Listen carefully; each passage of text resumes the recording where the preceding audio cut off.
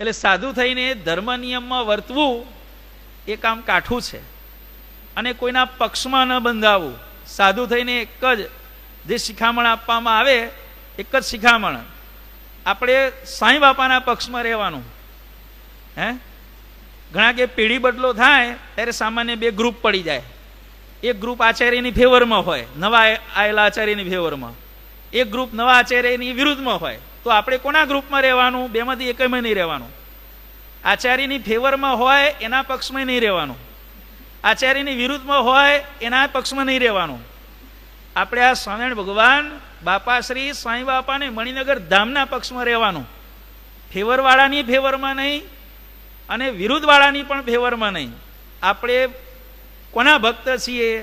સ્વામિનારાયણ ભગવાનના. કોના શિષ્ય છીએ? સાંઈ બાપાના. બસ સ્વામિનારાયણ ભગવાન સાંઈ બાપાના પક્ષમાં રહેવાનું.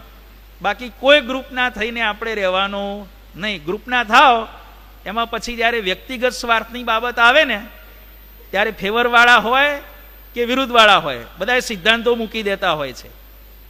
એટલે ભગવાનના પક્ષમાં આપણે રહેવાનું. કોઈ કહે તમે કોના પક્ષમાં છો?